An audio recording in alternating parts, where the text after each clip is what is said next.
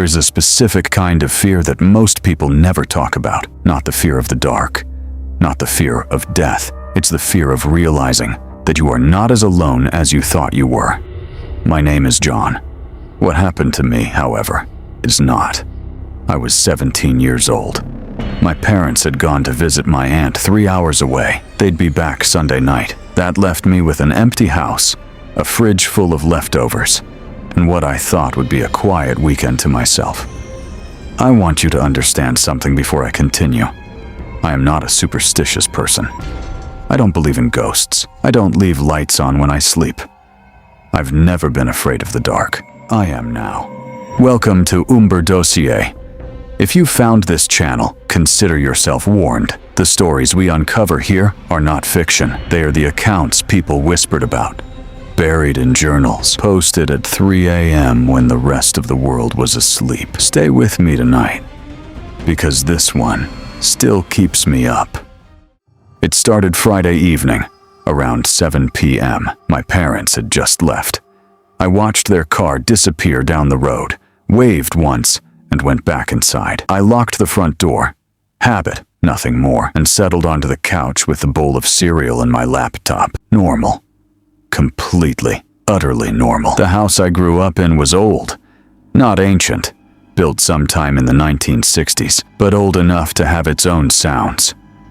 Creaks from the attic when the temperature dropped, pipes that groaned in the walls, a back door that would rattle whenever the wind came from the east. I knew all of these sounds. I'd grown up with them. They were background noise. So when I heard the sound at 9:47 p.m., I noticed immediately that it was not one of the usual ones.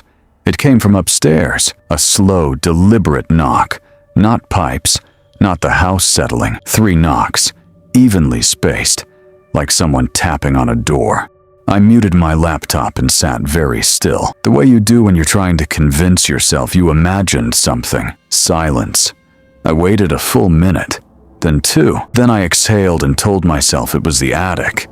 Old houses do old house things. I turned my volume back up and went back to my show. At 10:23 p.m., I heard it again. This time, 4 knocks, and they came from my bedroom. Now look, I want to be clear. I was not the kind of teenager who went investigating strange sounds alone in a dark house. I've seen enough horror movies to know better. So instead, I did the logical thing. I grabbed my phone, turned on the flashlight, and called my friend Marcus as I walked upstairs, because at least if something was wrong, someone would hear it. I pushed my bedroom door open slowly. Empty. Everything exactly as I'd left it. Unmade bed, clothes on the chair, window closed. I checked the closet. I checked under the bed. I even pushed open the bathroom door and looked behind the shower curtain. Nothing. Marcus laughed at me through the phone. I laughed too. I should have stayed on the phone longer. I slept with the hall light on that night, which I told myself was just because I was too lazy to reach the switch, not because I was scared. Obviously, Saturday was completely normal. Sunlight has a way of dissolving everything that frightened you in the dark. I cleaned up a little, ordered pizza, watched videos. By afternoon, I'd almost completely forgotten about the knocking. Almost. Because at some point during the day, I can't tell you exactly when, I started noticing small things. The first thing, my bedroom window. I keep it locked, always. Not for any particular reason, just habit. But when I went upstairs to grab my charger around noon, the latch was unhooked. I stared at it for a long moment. I tried to remember if I'd opened it at any point. I hadn't.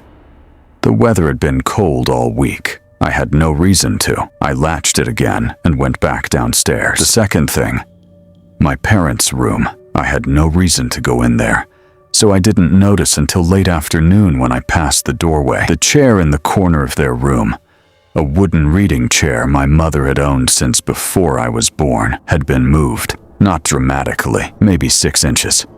Turned slightly, so it faced the door rather than the window. Someone had moved it so they could watch the door. I stood in the hallway for a long time, not moving, telling myself I was overreacting.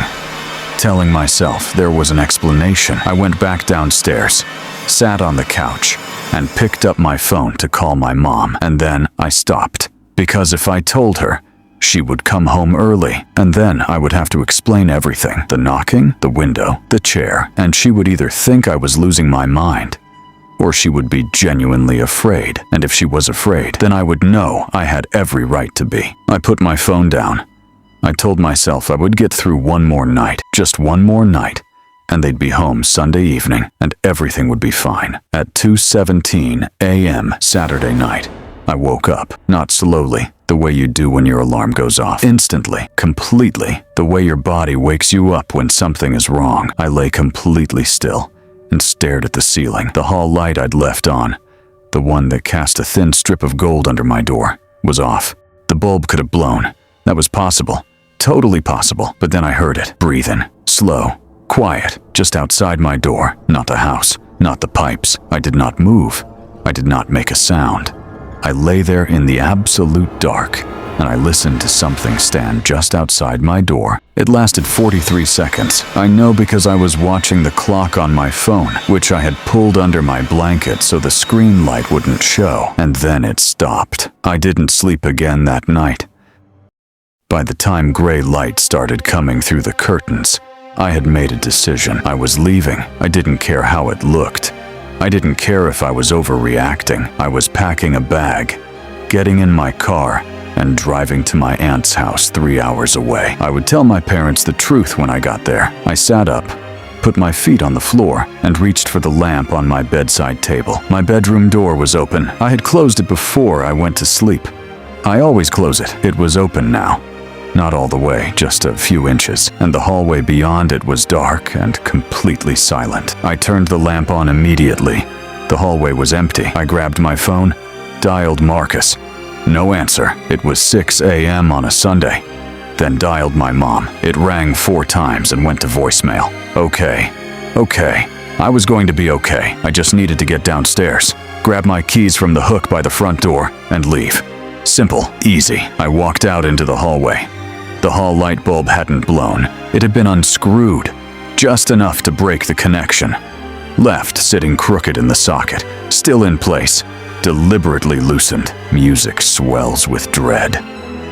I ran down the stairs, hand barely touching the railing, heart hammering so hard I could feel it at my throat. I hit the bottom of the stairs and turned for the front door and stopped. There was a glass of water on the kitchen table. That doesn't sound like much, but I want you to understand. I had not put a glass of water on the kitchen table. I had not been in the kitchen since the night before. The glass was clean, filled almost to the top, placed precisely in the center of the table, like it had been left there for me to find. I grabbed my keys. I opened the front door, I got in my car, and I drove. I didn't stop until I was 40 miles away. My parents didn't believe me at first. My mom thought I'd had a nightmare. My dad thought I was being dramatic. My aunt gave me tea and a blanket, and that look adults give teenagers when they've decided you're being irrational. But I kept insisting. I kept describing the knocking, the window, the chair, the breathing, the light bulb, the glass of water. And eventually, something in my voice convinced my dad. He called the non-emergency police line. Explained the situation. They said they'd send someone to do a check of the property. 2 hours later, a police officer called my dad back. I was sitting right next to him. I watched his face change. They found signs of entry through the back basement window, which had been forced open sometime within the last 48 hours. They found food missing from the refrigerator. They found a section of insulation in the attic that had been pushed aside, creating a narrow space, just large enough for a person to lie down. There were marks on the attic floor, impressions in the dust. Someone had been lying there for some time. And in my parents' closet, pushed behind a row of hanging clothes, they found a small collection of items. A water bottle, a granola bar wrapper, a folded piece of paper with nothing written on it. Someone had been living in our house. They never found out who. There were no fingerprints that could be matched. No one was ever caught. To this day, my parents have installed new locks, a security system, motion sensors in every room. To this day, I cannot sleep in complete silence, because silence means I am listening, and listening means I am waiting to hear something I don't want to hear. And to this day, I think about the glass of water on the kitchen table. Was it a threat? A message? A strange, terrible act of intimacy from someone who had been watching me for 2 days? I don't know. I will never know. I don't know.